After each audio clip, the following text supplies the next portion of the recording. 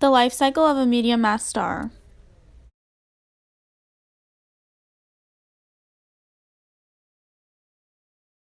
The Sun is the largest and the most massive object in the solar system, but it is just a medium-sized star among the hundreds of billions of stars in the Milky Way galaxy.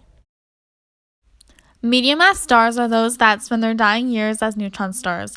Scientists have observed this category to have a lower limit of just above 1.4 solar masses and an upper limit in the neighborhood of 3.2 solar masses. Any star's life cycle begins as a nebula. Nebulae are usually made of gas, dust, hydrogen, helium, and other ionized gases. The size of a star is determined by how much matter is available in its parent nebula. This cloud of dust and gas begins to collapse upon itself due to gravity, forming an increasingly hot, bright, dense mass at its center. This is called a protostar. During the protostar stage, gravitational contraction continues, slowly at first and then much more rapidly. This collapse causes the core of the developing star to heat much faster than its outer envelope. When the core reaches a temperature of 10 million Kelvin, the pressure within is so intense that groups of 4 hydrogen nuclei fuse into a single helium nucleus. This nuclear reaction in which hydrogen nuclei are fused into helium is known as hydrogen fusion. When the protostar is sufficiently hot and dense, the process of hydrogen fusion begins taking place in its core. Fusion produces enough radiation pressure to counteract the force of gravity, and gravitational collapse ceases. The protostar has become an actual star in its main sequence phase. The star will spend the bulk of its lifespan in this period of stability, generating light and heat from the fusion of hydrogen into helium for millions of years. During the main sequence stage, stars experience minimal changes in size or energy output. Hydrogen is continually being converted into helium, and the energy released maintains the gas pressure sufficiently high to prevent gravitational collapse.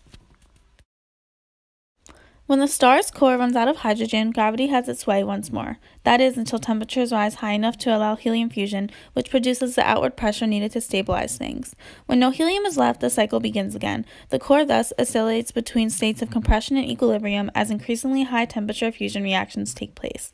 Meanwhile, the extreme heat causes the star's outer layer or shell to expand to a radius comparable to that of the Earth's orbit. At such a great distance from the core, the shell will cool down enough to turn red. The star is now a red giant. Nuclear reactions cease forever when the star's core is reduced to iron. That element will not fuse without additional energy supplies. Gravitational collapse resumes catastrophically with a force strong enough to destroy the very nuclei of the atoms that make up the core. This generates so much energy that the explosion dominates the sky for light years in every direction. The star has gone supernova. The temperature of a supernova at its peak can reach up to 10 billion degrees Fahrenheit. Meanwhile, what's left of the star has shrunk to a diameter no larger than a few kilometers. This is about the size of a city. At this density, the outward pressure generated by protons and neutrons reacting to compression is finally sufficient to halt gravity. The star is so dense that, if you could bring a teaspoon of its matter to Earth, it would weigh 1 trillion tons. It rotates up to 30 times per second and exhibits a very large magnetic field. It is a neutron star, the final stage of a medium-sized star's life cycle.